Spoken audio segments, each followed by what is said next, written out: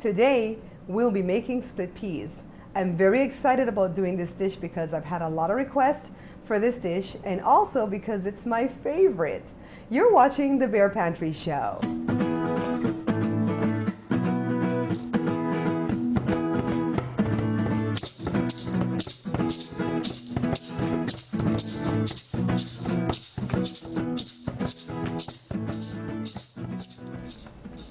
The important thing that I want you to know is that there's two different types of split peas, well, two different colors. There's the yellow split peas and the green split peas, as you can see here. The yellow one, I'm not able to find it anywhere near where I live in California, but I get it from my dad's store, and you can also get it from his website, and I'll put up that graphic. So today, I'm actually going to be making the two kinds, just because I want to show you that the only difference between them will be the color. In one of them, we're going to put like some type of salt meat like pigtails, and in the other one, I'm going to do some dumplings. So let's get this started. I opened them out of the packages. I put the yellow on one side, the green on one side, just to show you that basically they are the same except for the color. And this is why they're called split peas, because they're split. So let's get them washed, and then we're going to get them in two separate pots. So I've got them both washed, and I drained the water off, and I wanted to show you guys that here I only used half of the pack of each of them because it's going to be too much if I use the whole thing. And so each pack was a pound, so I'm using half a pound of the split peas, and now we're going to move over to the stove. So here we have the two pots on the stove. This one is a shorter pot, but it's wide, and I put the yellow split peas in that one. And then on the back here, this is a taller pot, and I put the green one in there. And I want you guys to know that I put the same amount of water in both pots, which is 8 cups of water we're going to start off with. And now we're going to add some onions. So here I've diced up some onion. This is like a small onion or half of a big one. And we don't need a whole lot, so I'm just going to put a little bit in that pot and put a little bit in the pot in the back. And this is all that we're going to be putting in. We're not going to do cilantro like I always do, because I just don't like the color of the cilantro and also the taste, because you know cilantro is a little bit hot. So we're just going to put some onions in it, and we're going to start the fire. And I'm going to keep monitoring it because split peas like to do this thing where it boils over. And I'm going to come back when it's doing that so I can show you guys what to do to calm the pot down. This is about 20 minutes later, and I haven't added any water to the pots yet, but I am monitoring very closely because this is one of those meals that will cook pretty fast, and you don't want to walk away and come back and find it burnt. So I'm going to be adding water 2 cups at a time, 2 to 4 cups at a time actually, as needed, so that it won't boil over and it won't burn. For those of you who have picked up my book, I hope you've read the story that I've told about my grandmother and me and split peas and how comforting it is and all that good stuff.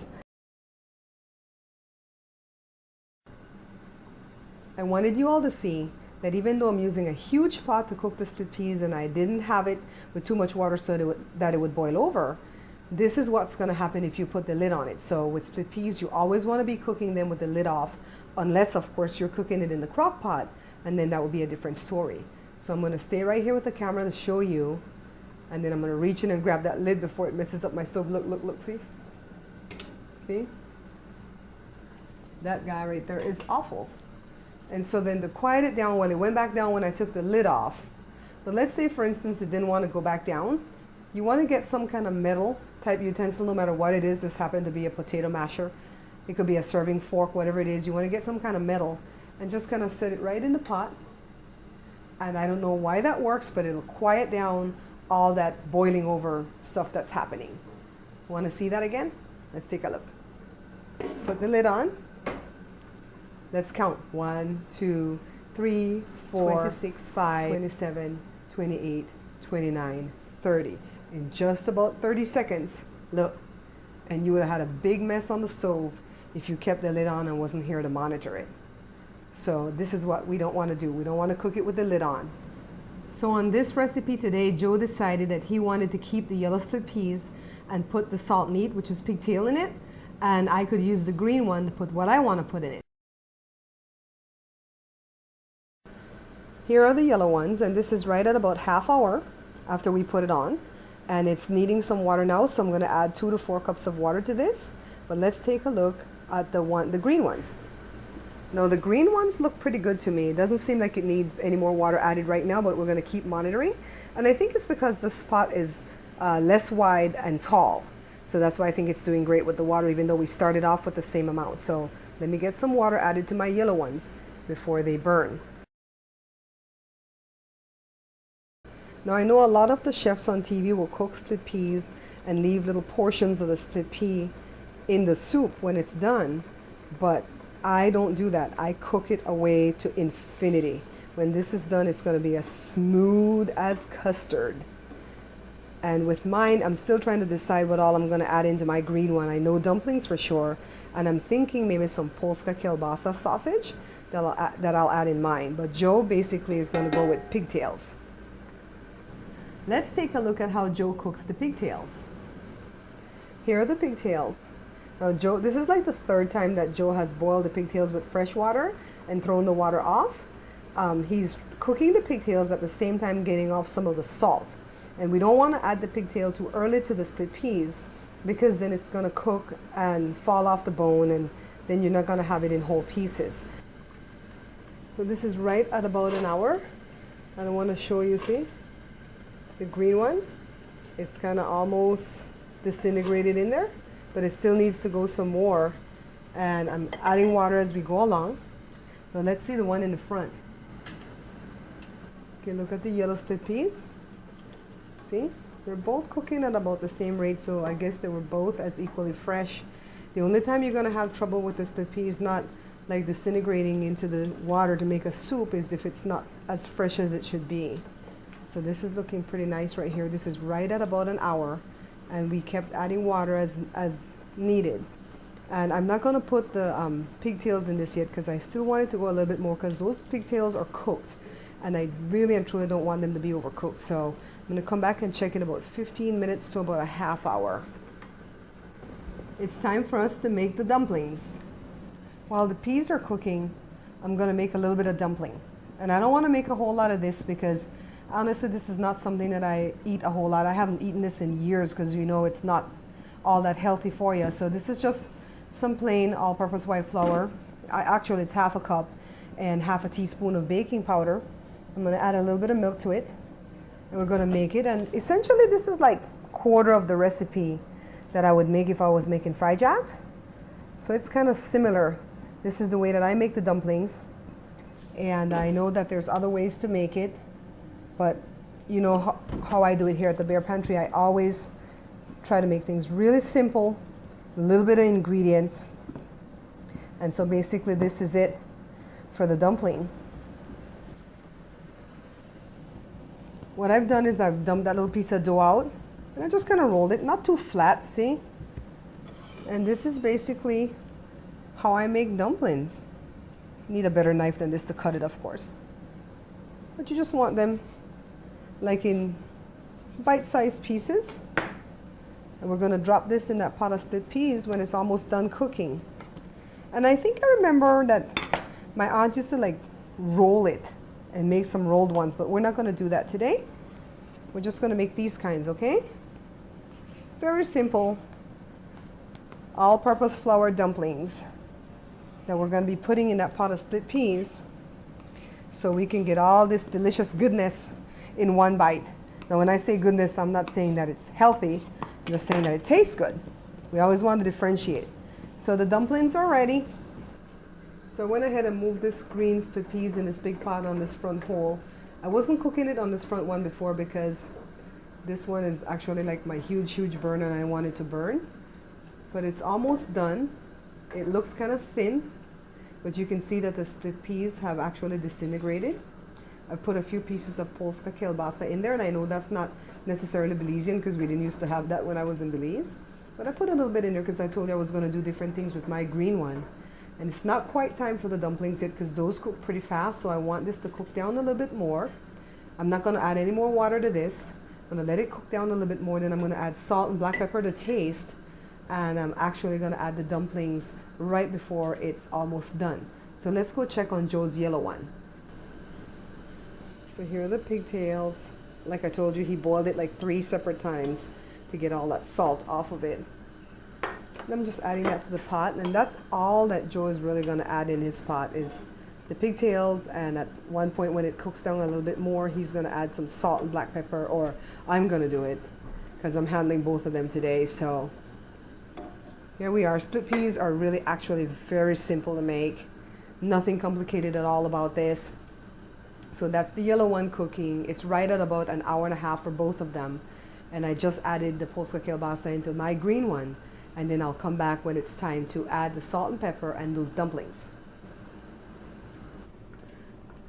So when putting any kind of salt meat or any kind of ham and stuff like that in your split peas, you always want it to cook a little while, like 5 or 10 minutes in the peas before you add the salt, because you want it to release some of the salt that's in the meat, and so that you won't run into the problem of over salting the pot. So here we are. I'm going to put a little bit in this bowl because this is how I taste. I never ever ever got into the habit of dipping the spoon in the pot and then tasting like you see when people are making spaghetti and stuff, and then putting that same spoon back in there, because I always am planning to invite people or plan for if people stop by that they can taste my food. So I want it to always be clean.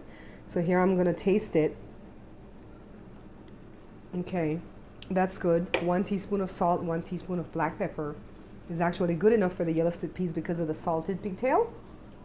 And so I'm going to allow it to cook a little bit more. If I need to add water, I'm going to add it very sparingly at this point, because this is really thick like a custard right now. See? You don't really want this to put too much water in it, get it too thin, and then have to go through all the cooking process again. So now let's move over to the green one and see how much salt and pepper that one's going to need.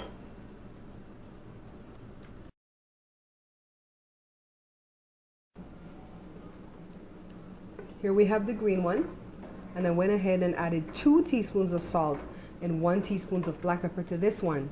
Even though it's the same amount of peas, because of the meat that we put in this one, this meat is not as salty, and it does not release a whole lot of salt like the pigtail does.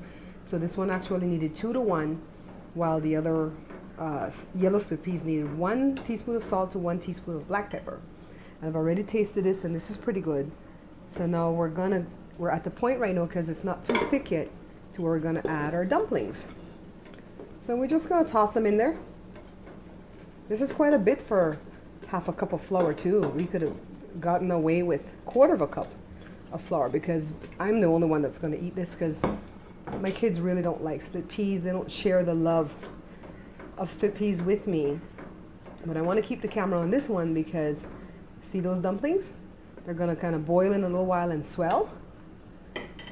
And this is going to be the green split peas with the dumplings and polska kielbasa, and Joe's is the yellow split peas with the pigtail. And I know I could have done these 2 dishes as 2 separate dinners, but you know, it's basically the same thing. It's peas, it's just what you add to it. So I'm going to put both of them in on one show and show the finished product in a little while in a bowl, and we're going to see how wonderful these soups came out. So it's been a total of right at about 2 hours since we first washed them and put them on the stove. And sometimes you can get this done like in an hour and a half if you're not putting too many things in it and your split peas are fresh. So we're ready, and if you notice, they're bubbling very slowly because of the fact that I have the fire on very low at this point on both of them. Okay, here's the yellow split peas, and this is thick enough too. And remember, those pigtails were cooked from before they got in here, so this is about 20 minutes after I put the pigtails in. And I'm going to shut off the fire and allow this to cool just like the green one. And then I'm going to get both of them in a bowl, and then we're going to see our finished product of this wonderful split peas.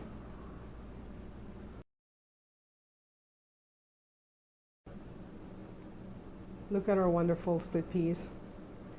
The yellow one has the pigtail, the other one has the polska kielbasa and the dumplings. So let's taste. I'm going to go ahead and taste mine. Let's see. Wow, just like I remember it as a child. Now this one, unlike the callaloo, I'm happy to taste on camera. In the future, I'm going to make another recipe with callaloo to where I'm going to jazz it up to see if I can learn how to like it, because I really trained myself to like the things that are good for me, and that's one of them that I'm going to conquer. So in the meantime, let me taste my little split peas. It's hot. It's just enough spice with the black pepper. And the dumplings are wonderful. They're not too thick and clammy. Let me set that down. I'm not going to taste the yellow one because that's Joe split peas with the pigtails. And I'm not a great fan of pigtails. Now, as you can see, the split peas did look different, right? Of course, one was green and one was yellow. Now, in my opinion, they both taste the same, exceptionally well. But I know that there's a lot of Belizeans, including my mom, that really believe that the yellow one tastes way better than the green.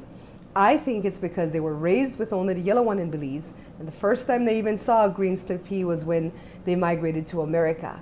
Anyways, I love the way Joe put the pigtail in his, which I'm not a big fan of pigtail, but it does give it a wonderful flavor. And of course, I love the dumplings. But you can always delete those things out of the split peas to make it a little bit more healthy for you to eat, because it's a wonderful carb. I thank you guys for watching the show. I thank you for picking up the book, for subscribing, and for sharing the show with your friends. And until I see you again, take care.